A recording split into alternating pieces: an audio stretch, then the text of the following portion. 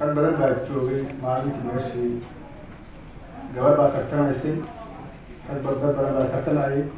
shir baa waxaa lagu qabtay kastustaan qof kusoo bixi kara 4,000 oo qof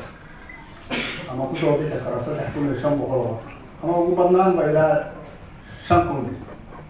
dadka dhalashada lana oo citizenka oo codayn kara waxaa lagu qiyaasay ilaa 15,000 oo qof marka haddee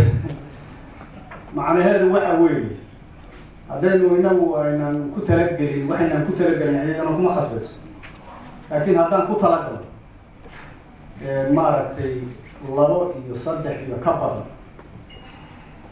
waa soo saari karaa oo baarlamaanka iyo meelo ka sarreeya waa gaarsiin karaa waxaase ka horeysa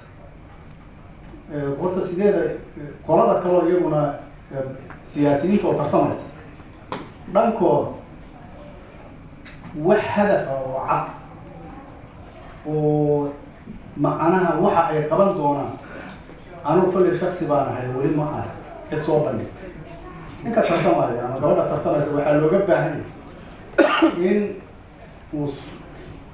iska iibiyo oo dadka Soomaaliyeed ka dhaaracsiiyo waxa uu qabanaya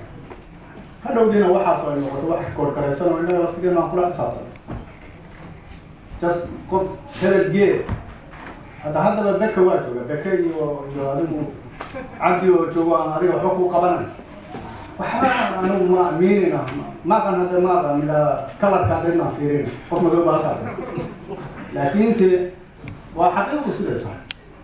innagu dad aqoon-yahanaa baynu leenahay oo badan waxaan leenahay dad siyaasiyiin ah dad waxgaah baynu leenahay oo badan dadka qurbaha ku nool yurub meelo badan baan tegay waa dadka ugu wanaagsan aan way isfaanina faanka isku badin dadka ugu wanaagsan oo dal ku nool oo isku xirnaantoodu ay maasha Allah ay aad u fiican tahay hadeen reer Finland waayo macna Sweden taana ku dhow hadaynu tagno dadku xataa maqaaxiya shaaha laga cabayo waa dad lacagta la baxay lama wada fariisto maalin baan